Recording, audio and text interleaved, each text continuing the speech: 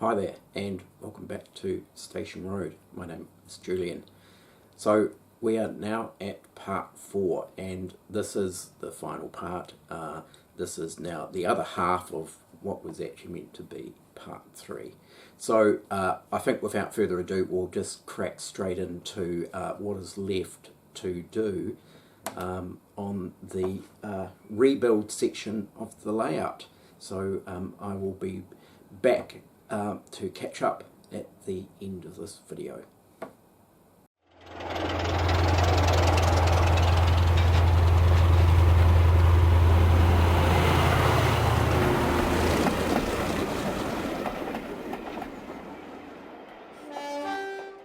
So now we're just going to look at how the station will mount into this area, and one of the issues that I have with the station, which as a result of the previous baseboard that was here, is because the previous baseboard had this dip running through it. When I originally built these platforms and have had them positioned here for quite some time, they literally actually kind of settled into the shape of the old baseboard. So interestingly, the platforms have ended up with a bit of a bow in them, and that of course has just happened over time. And of course now that this is all nice and level, of course we get this sort of wobbling, and you can see it on here. You know, there's this sort of bow running through here because this used to sag so badly, and of course you know, as I said, the platform I think just simply settled into that shape. So with this station area here, if I put this in position and slide it in, particularly down at this end, that needs anchoring, and it needs anchoring at the other end. So I'm just going to figure out a suitable system to make anchors, but also so that they can actually be removed. So essentially I still want to be able to take this stuff off, particularly if the baseboard ever had to move, or I think even actually if I had to change any light bulbs that are actually inside here as well. So it's working out a system, but I notice when I push down on this end of the platform down here, the station actually pokes up here. Now I need a way to anchor this part down, and I don't want to put a screw in here or anything. So I thought about a wee system of using like an L-shaped cup hook, and although this is actually a normal hook that I've actually bent into an L shape, and what I thought I'd do is screw it into the baseboard or into the pavement here, around about here somewhere, and then have a hole in the edge of the station foundation, and simply the idea would be that when you take the platform out, you'd slide it in and it would slot into that hole. Now you're thinking, well, that's a bit weird having, and a bit ugly having this sort of L-shaped kind of hook poking out here, but I thought I could actually disguise it as maybe like a plumbing pipe or a gas main or something like that, and maybe have a little box next to it or something, and you know, sort of like an afterthought where possibly even gas was installed into the station, and we'll see how that goes. With these other ends, like down at this end, what I intend to do here is I'm going to put screws in here and to hold down both platforms, and of course they'll then, once done, they'll be hidden underneath the platform footbridge. So that's the idea at that end, and then we'll think of something down this end that's sort of reasonably discreet. So we'll go ahead and put this together and see how it goes.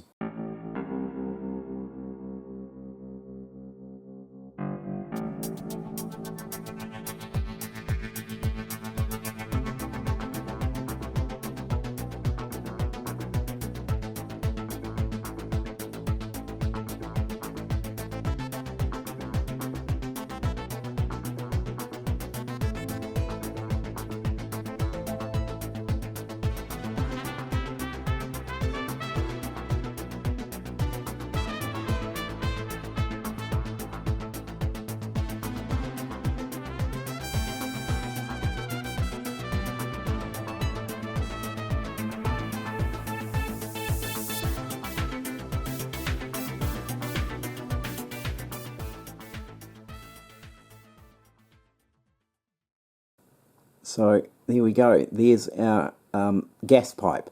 Of course, I'll paint it up, and I think I'm going to put something there. I'll put like a little box or something as well, just to add a bit of interest.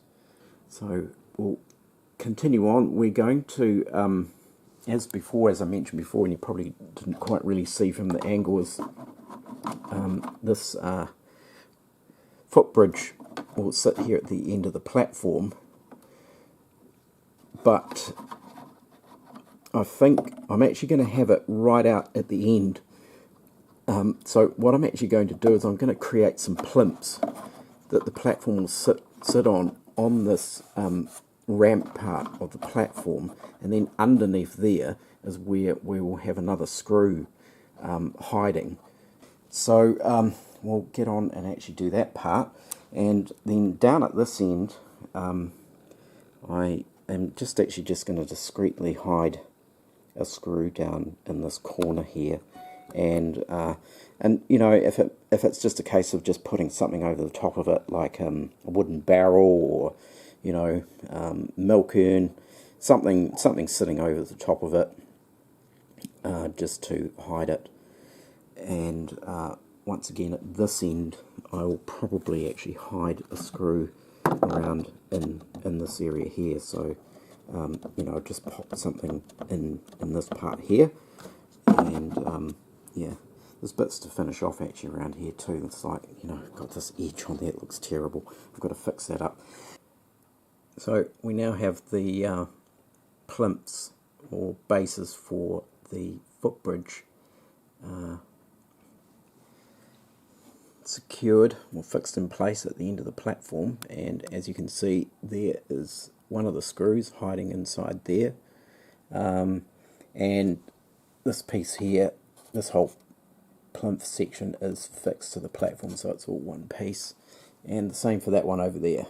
Slightly different, as I couldn't actually line up the platforms the way I wanted it to, but it does the same job, and it gets a screw flush underneath. So that's what we're looking at there. And then once again, of course, we've got our L-shaped hook in through there, and of course that's making out as if it's a gas mains or a water mains of some sort. And then there is a screw down in here, which I haven't figured out what I'm going to do to hide that. I'm probably just going to stick a barrel or something over the top of it, or maybe some kind of utility box or something could maybe go in the corner there. So that's that one. And then over here, there's a screw in the end of here, and basically what I've done is I've added kind of like a little wee shed, utility shed or whatever you want to call it, to the end of the signal box, which incidentally this was all completely scratch built from Metcalfe brickwork and things like that. So yeah, there's a wee shed over there, so when you move the signal box out of the way, ta-da, there is the screw, and that just lifts off, and then you pop it back in, and the screw has gone. So yeah, I think it's definitely worked out well. Now I'm just waiting for a bit of paint to dry on this footbridge, and then we'll put that in position. So there we have it with the footbridge now in place, and as you can see, the bases of the footbridge cover up the screw holes. So I kind of miscalculated over on this one, as I mentioned, and so it's a little bit off centre, but you know, I'm not that worried about it. I could put something up on that edge of that, might even actually just put a person sitting on the edge there to add a little bit of interest. But yeah, I'll just see if I can get around the other side. Yeah, it's sort of slightly off there, but I'm not too phased about that, and if we lift it off, that is what we have in the hidden screws. So it kind of works out in that sense that when I sort of, if I have to move this, sometimes if I have to clean the track or I can lift this off, but when I put it back down, I know that I'm putting it back down in exactly the correct position. So yeah, it's definitely worked out there. So we're going to move on and do this market stall area. So I've done just a wee paper template, which I'll just grab.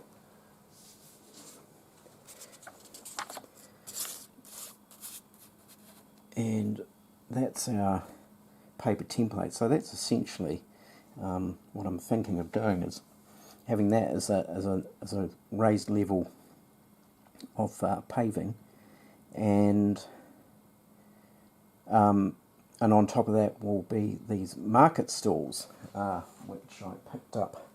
Whereabouts are those? These Metcalf market stalls. So we'll set up a wee farmer's market in this corner. I might get another set of these, and we'll end up with maybe 4. So we'll crack on with this now. So this is the end result of the wee farmer's market section. So we've got our 2 stalls, and I might do another stall over on this edge here. We've got some people in here. Unfortunately, I haven't got any fruit. So much like the lockdown, everyone has pillaged all the fruit and vegetables, and there is nothing left. But watch this space. I'm sure we'll be able to restock very soon. Right, so we've moved on a little bit, and we now have the base for the road or tarmac area around here. So this is essentially, it's just a really thin bit of black card. That's essentially all it is, glued down to the baseboard. And the main reason I've done it really is so that I can actually get a smooth sort of entrance through onto this overbridge here. So that's the idea behind this card. It also actually just raises the road height just a little bit, so the paving and guttering isn't quite so deep. Now this is not going to be just black card. We will be doing the same treatment that I've done on some other roads on the layout, which is here, and although this is not finished yet either, it's basically sand from my local beach here in Christchurch. So it just sort of, it works out quite well, and once you do a bit of weathering on it, which I haven't done here yet, but it's got the sort of a nice texture to it, and so that's what I'm going to do over in this area here. And also we have now sort of carved the basic shape of the sort of embankment here, or sort of hillside that all carries on. So this is this foam stuff, and I've just basically chopped away at it with a craft knife, and we're just going to smooth this over now with a bit of sandpaper and dab a coat of base paint or base colour paint over it now. So just using a normal bit of sandpaper, I just simply go over this, and this stuff here, this high density styrene, which here in New Zealand you can get big sheets of this stuff from Bunnings Warehouse, which is like one of our major hardware, national hardware stores in New Zealand, and it's great, for doing hills. I used to do, like parts, some of these hills are actually still done with the old-fashioned chicken wire and plaster, cloth plaster or / paper mache method, And this is a lot better because of course you can carve all sorts of things into it. You know, you can have a track running through it.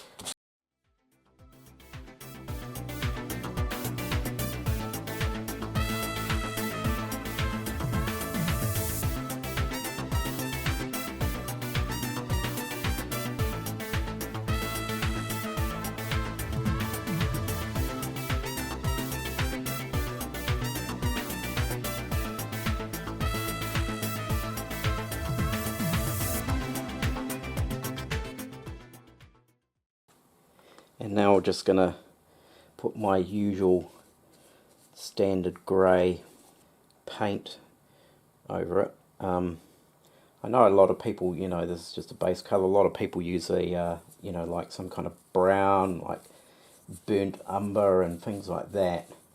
I don't think it's really, you know, it's not super critical in terms of colour.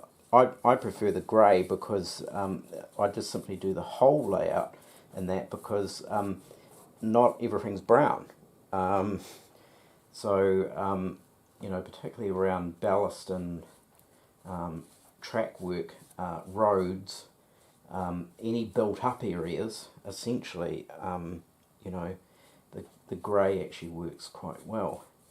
And when it comes to grass cover and scatter, once you put that on, you really don't notice the difference. And I mean, the thing is, I just make up this grey. It's just mixed up paint. I don't buy a specific grey paint. I just grab a bit of black, bit of white, blend it together, and that's probably why you'll probably, if you not look closely, you'll go, like there's probably at least 50 different shades of grey, funny, on this baseboard. But the main objective really is to actually seal the the timber in, but also this polystyrene too. It gives material something to actually stick to.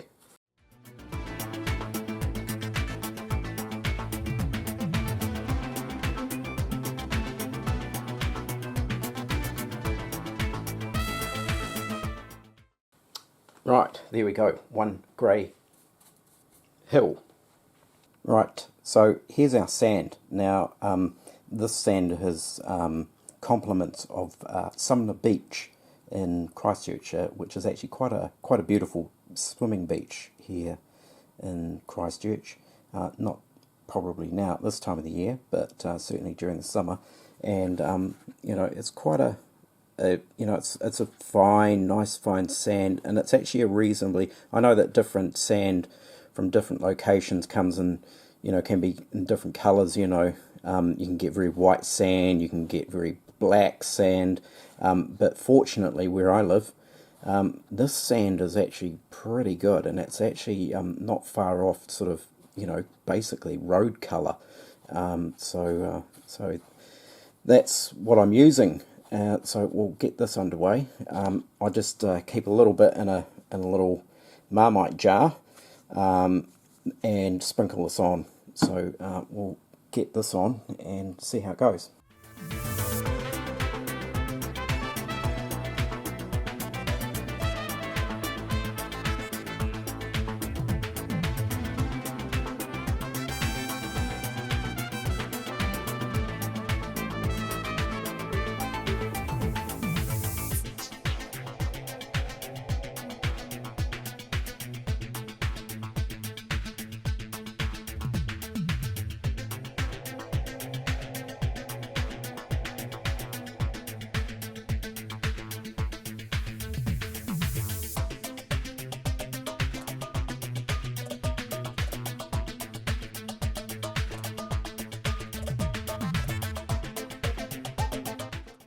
So here we have the end result of the sand applied to the road surface, and you know, it's come out quite well.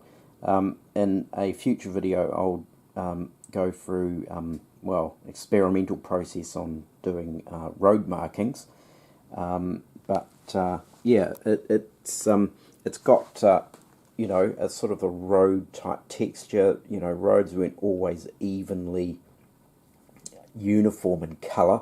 They were sort of often, you could be quite sort of patchy. I might even actually do some, you know, tonal differences that I've noticed on other people's channels, where they sort of, like as if a section of the road was re-asphalted or re-sealed, and you know, sort of make it a bit patchy. But yeah, it's got that sort of uniform look about it. And the interesting thing is that because I've applied it to the black card underneath, it's a slightly darker tone than some roading that I did over here a while back. So interestingly, depending on what colour you have underneath, you can actually control the depth, or you know, the colour tone of the road surface based on, you know, the colour that's sitting underneath the sand. So yeah, there we have it. That is the road surface in place. So now with everything in position, we're looking at well, 95% complete area. So finishing touches will be road markings, street lighting, and additional people and so forth in there.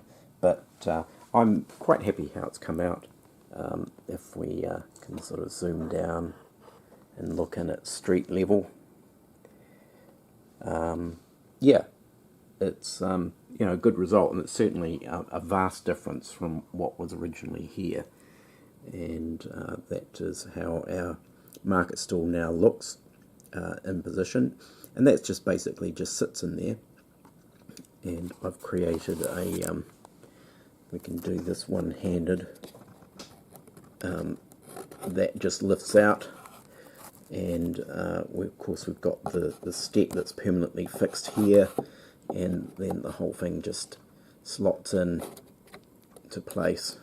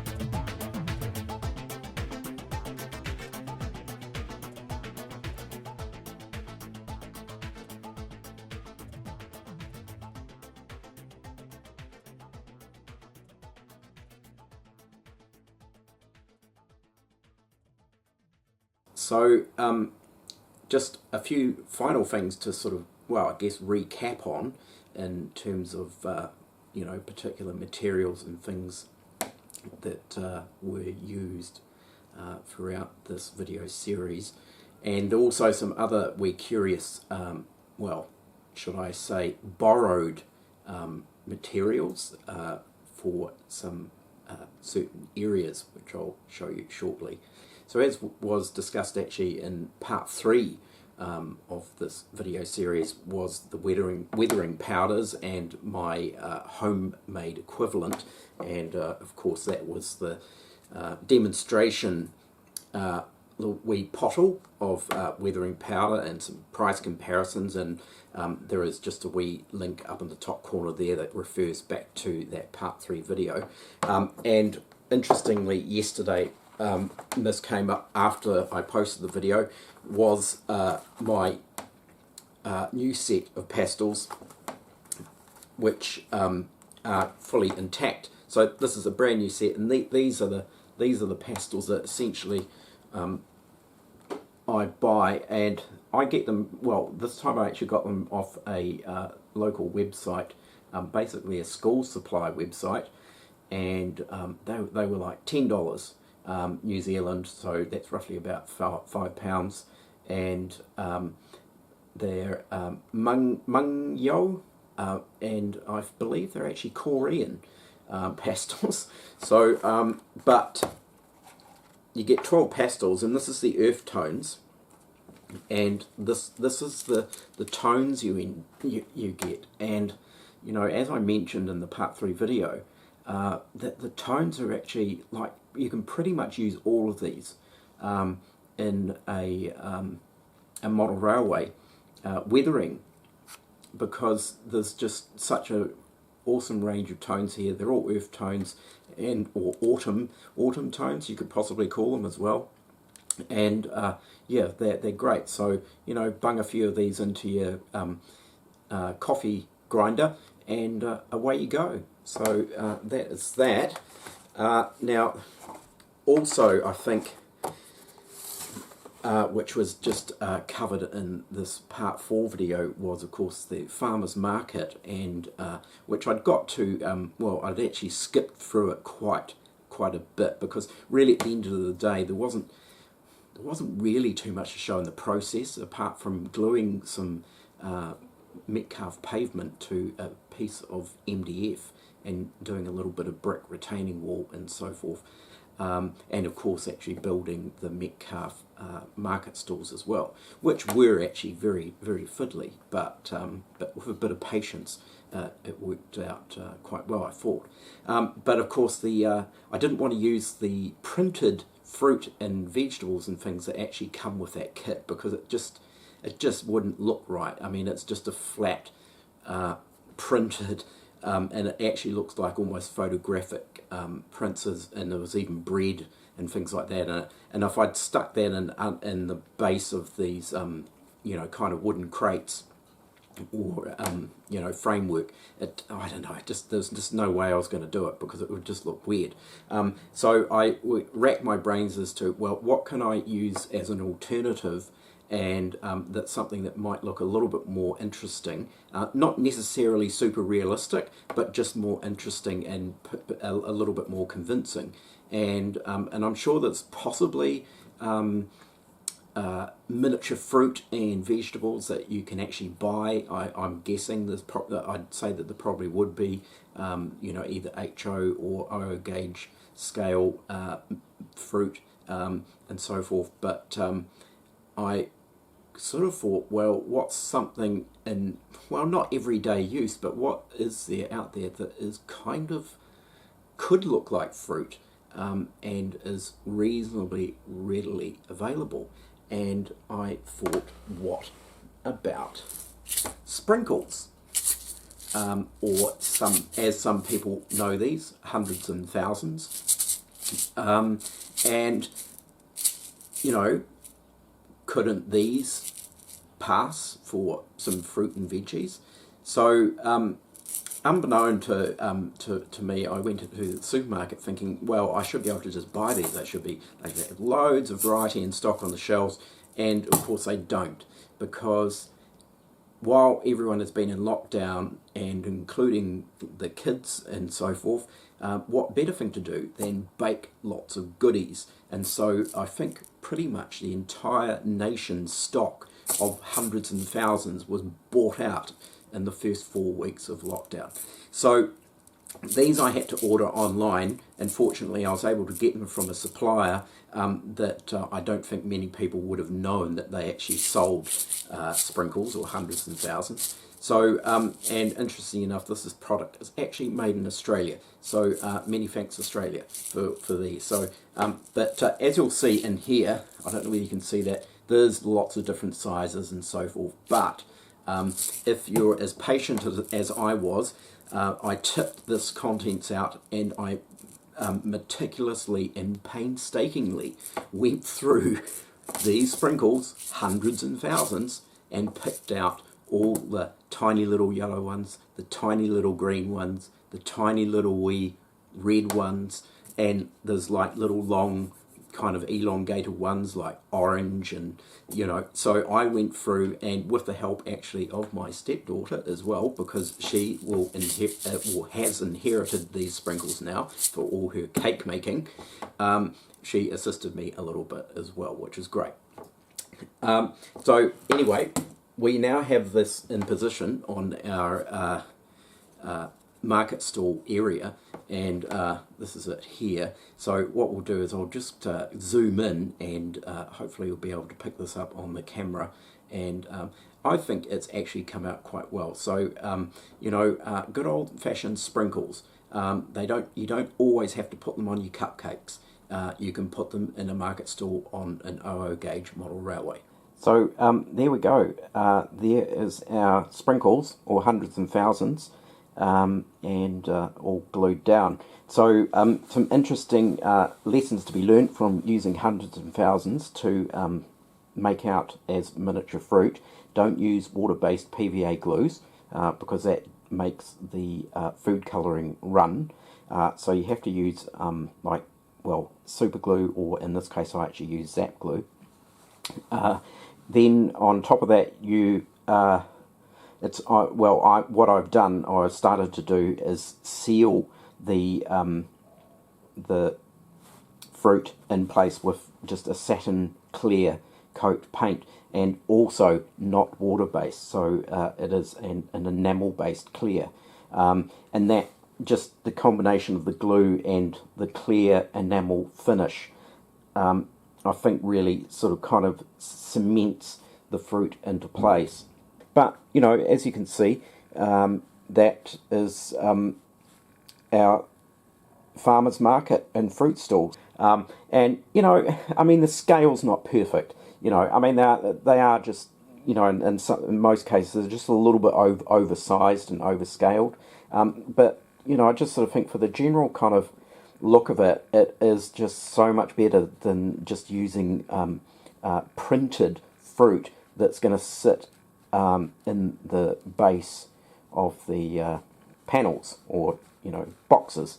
So there we have it, and here we have it in situ on the layout next to the railway station. And I am going to do one more stall, which is going to sit just down in here, and it'll be another one of these single-sided stalls, which will just sit in here. So with it in situ, I certainly think the hundreds and thousands, or sprinkles as also known, look reasonably convincing. So I think that concludes this wee series on the baseboard section rebuild that we have over here. And well, I certainly hope that everyone managed to maybe get something out of that in terms of ideas and inspiration. So I'll bid you all farewell until next time. Stay safe, everyone, and don't forget to like and subscribe, and I will see you next time. Bye for now.